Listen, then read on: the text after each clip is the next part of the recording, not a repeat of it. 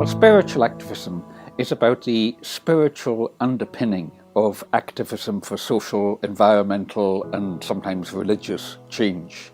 What is activism? It's about being active. It's about being out there in this world, in this life, about doing things, changing things.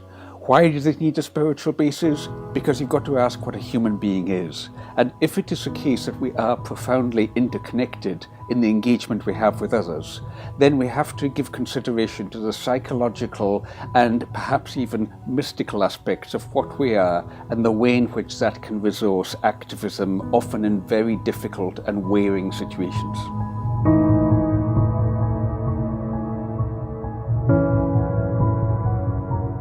I think the fundamental dynamic of spiritual activism, as distinct from, say, ordinary political activism, is that spiritual activism recognizes that the other exists, that we are interconnected to the other.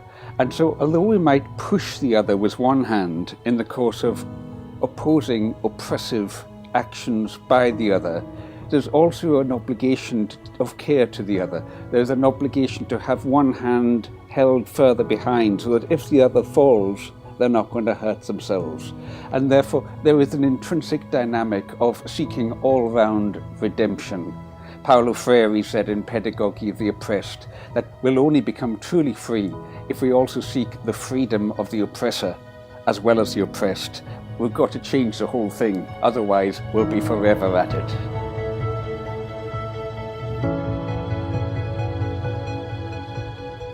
A normal materialistic worldview sees each of us as egos on legs of meat, and we're all competing against one another because that's all there is, and therefore economic competition is entirely rational.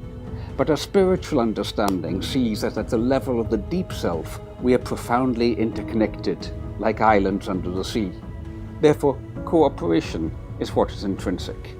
The problem is that between the ego level and the deep self level, you have the shadow self, what Jung called the shadow, all the stuff in ourselves that has never grown or which we've repressed, and which trips us up, or by what I call shadow strike, throws out projections onto others, which lead to conflicts that are so common in right-on organizations.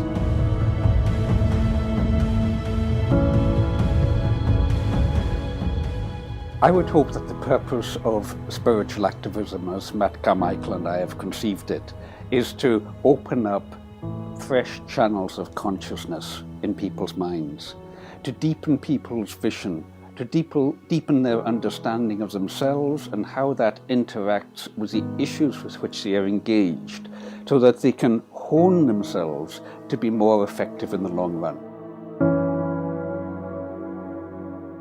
This book is not for the faint-hearted or weekend or armchair activist. This book is for people who have found themselves so hard up against it that they know they have to drill down to deeper sources of oil within their own wellhead, and who are prepared to take that journey even though it might run counter to the mainstream materialistic paradigm of our times.